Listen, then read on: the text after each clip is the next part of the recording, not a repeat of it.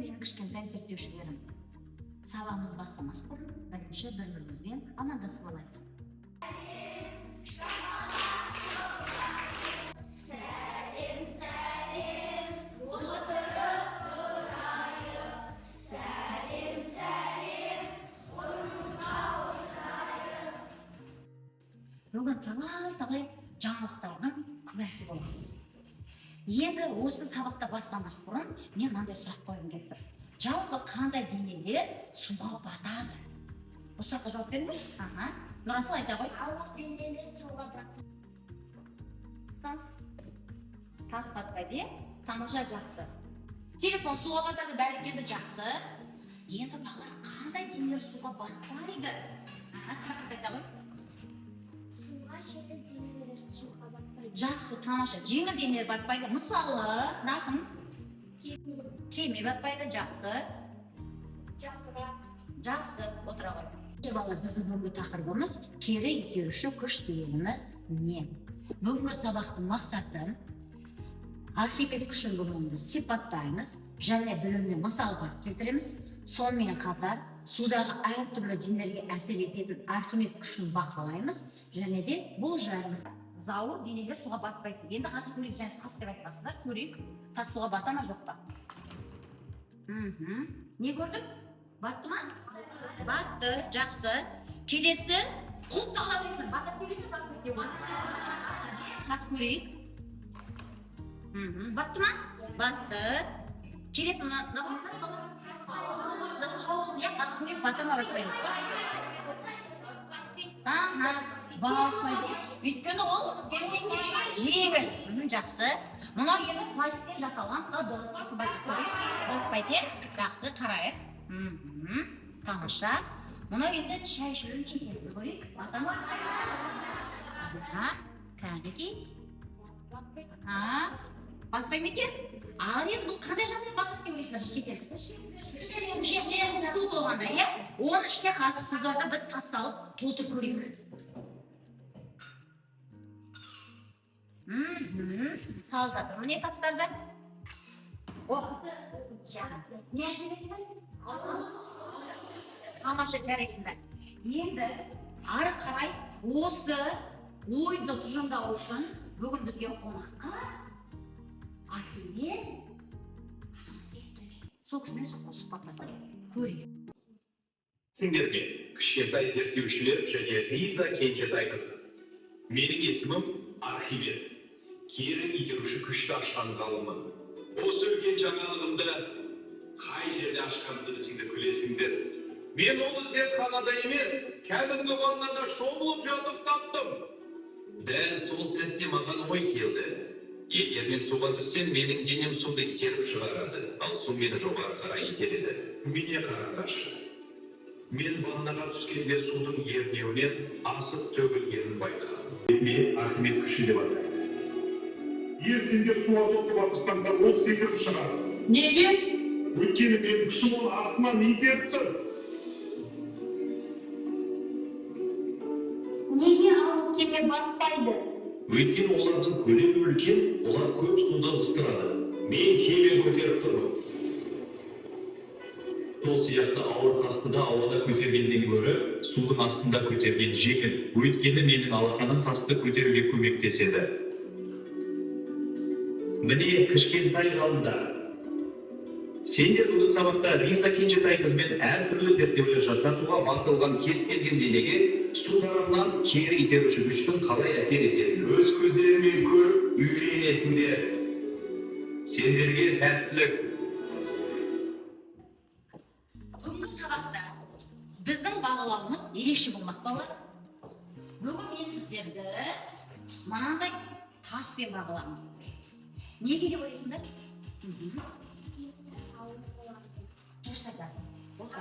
Тас ауыр, сондықтан сіздердің білімдеріңізді кім-кім салмақты дұрыс жауап берген балаға осындай тас таратылады, әрбір балаға. Жақсы. Келесі бағалау, ол менің қауіпсіздігіме бағалаймын. Не себепті қауіпсіздігіме бағалаймын деп ойлайсыздар? Айта ғой. Себебі ол жеңіл. Дұрыс айтасың, қауіпсіздік өте жеңіл.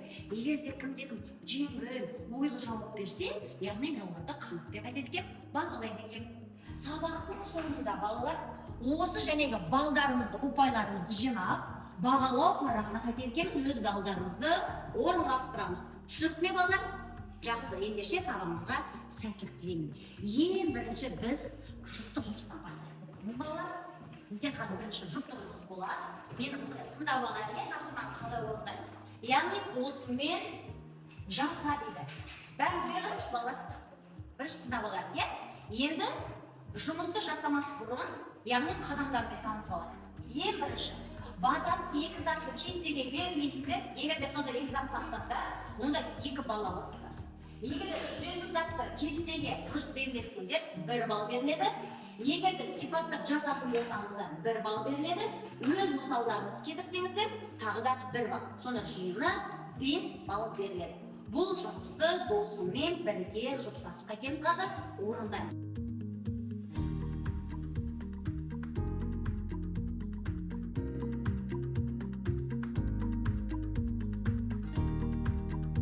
Ал енді бағыттан болып сала қойыңдар, кәнекей, жұмысымыз бастайық.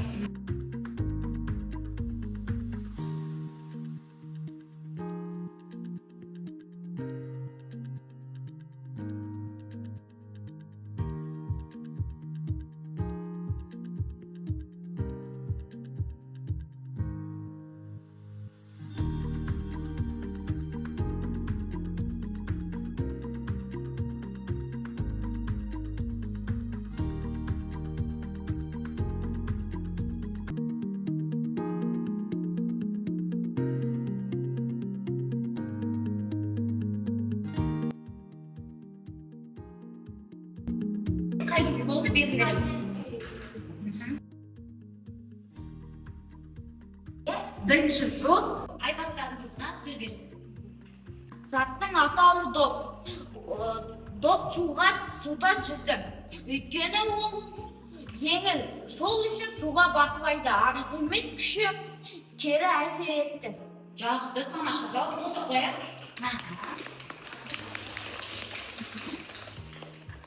Ал келесі затымыз бізде? Қасық. Ал айта ғой. Қасық суға батты. Себебі ол темірден жасалған. Ауырлық күші әсер етті. Жақсы, келсеміз бе болды? Тамаша, жауап. Тас батты. Тас ауырлық күші әсер етіп тұр. Жақсы, тамаша, бәрекелді. Енді соңғы тақырыпта өз мысалымызды келтір, яғни суға бататын және суға батпайтын мысал келтіреміз. Кәнекей, айбат айта ғой. Шеткі суға батады, бөтекке батпайды. Себебі бөтекке пластиктен жасалған. Тамаша, келсеміз бе? Тамаша, жақайсыңдар, иә? Мына жұпқа 5 балл. Тамаша, қосып қояйық, мына жұпқа 5 балл. Мына жұпқа да уақытына өте жақсы орындады, міне 5 балл. Айбат пен Нұрасының жұмысы өте тамаша жұмыс жасады, міне сіздерге 5 балл. Тамаша, жарайсыңдар. Қазір сіздер алдарыңызда зерттеу күнделігі бар, иә? Соны бәрін алайық, парақта әркім өз алдында зерттеу күнделігі бар. Қандай қадамдармен жұмыс жасаймыз? Бірінші соны тыңдап алайық. Ең бірінші балалар сіздер болжам жасайсыздар. Егер де болжамдарыңыз дұрыс болған жағдайда 1 балл беріледі. Эксперимент алгоритмін дұрыс орындасаңыздар, тағы да 1 балл беріледі. Нәтижені кестеге дұрыс толтырсаңыздар 1 балл беріледі. Ең соңында қорытынды жасаңыздар 1 балл беріледі. Енді бәріміз алдымыздағы экспериментке қажет заттар бар ма қарап алайық. Бәрімізде су бар ма? Бар. Бізде пластилин жасаған еркексаз бәрімізде бар ма? Бар. Бізге жаңа сығыш қажет деген сығыш бар ма бізде? Бар. Тамаша. Енді балалар, қазір сіздер экспериментті бастамас бұрын бірінші болжам жасаймыз. Иә? Қалай ойлайсыздар? Және біз зерттеуімізге және керек күштер қалай әсер етеді? Әсер ете ме? Әлде етпей ме? Суға түскен заттар қалай әсер етеді? Сол туралы бірінші болжам жасап алайық. Ал деп бірінші болжамды бастайық.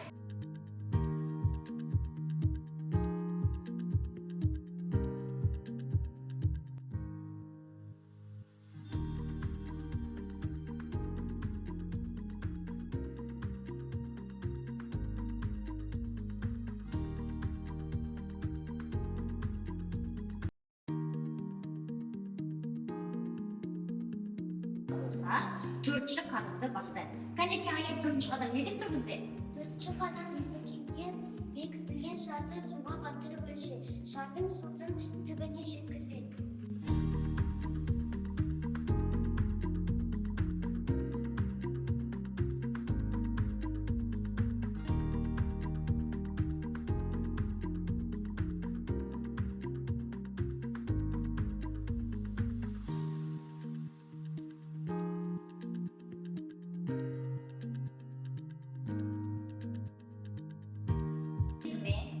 Соны қайтен сазы қорытындылап жазамыз. Қандай қорытынды шығарында осыдан келеді?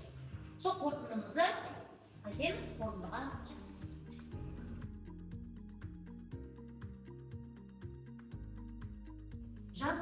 Енді қорытындымыз жазып болса, кім өз қорытындысын оқиды? Алихан. Кері итеруші күші қалай әсер етеді? Бастапқы қалпы 15 сантиметр, екінші жағдай ауада 20 сантиметр, үшінші жағдай 15 сантиметр. Кері итеру күші әсер етеді. Бастапқы қалпы мен судағы қалпымыз тең болды. Кері итеруші күш әсер етіп өткен суға салғанда резеңке жиырылды. Яғни кері итеруші күш әсерін тигізді. Тамаша, жарайсыз қосаққа. Барлық критерийді орындадыңдар, иә? Яғни сіздерге қазір мен 4 балл беремін, иә? Жақсы.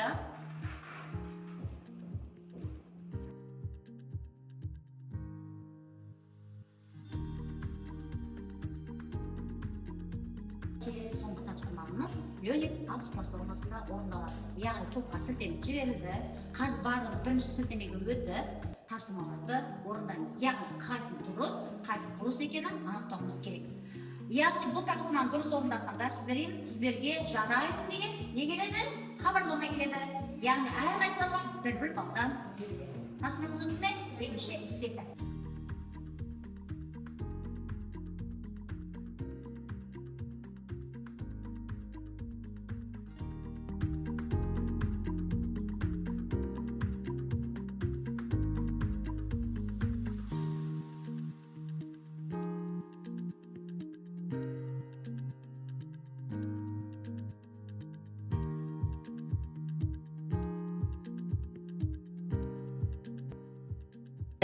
Енді мен мынандай сұрағым бар. Біздің бастапқы сабағымыздың мақсаты қандай еді? Кім айтады қане? Расын айта қойшы. Бүгін біз бұл сабақта Архимед күшін сипаттаймыз және оған мысал келтірдік. Жақсы, тағы да. Судағы әртүрлі денелерді Архимед күшін бақылады және оны болжады. Тамаша, жарайсың. Енді бала осы сабақ мақсатына біз жеттік пе? Қалай ойлайсың? Қалай жеттік? Не істеп атып жеттік біз сабаққа? Расын айта қойшы, біз не істедік бұл сабақта?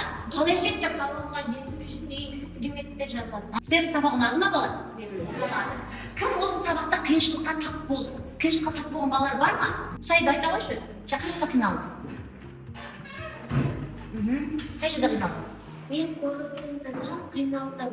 Қорытынды шығаруда және қайтты сен? Қиналдым. Шапасып кеттің, е? Жақсы, өз қателігіңді түк. Тапсырмадан 2 қате Жіберіп алдым. Жақсы, отыра қой. Бүгінгі сабақта барлық тапсырманы өте дұрыс орындап, 10 балға ие болған балалар бар ма? Қане орнымыздан тұрайық. Кім 10 бал алды бүгін? Бүкіл бағалау критерийін орындау 10 балға жетті.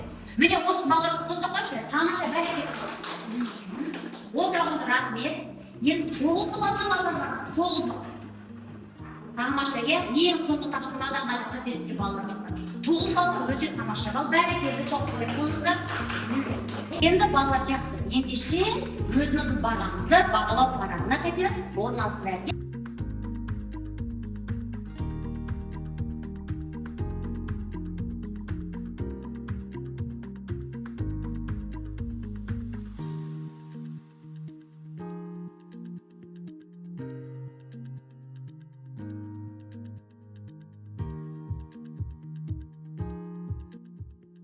Онда біз бүгін сабаққа 100% қайттық, мақсатымызға жеттік. Тағы қосып қайшы. Осымен біздің жарылыстағы сабақ аяқталды. Назар.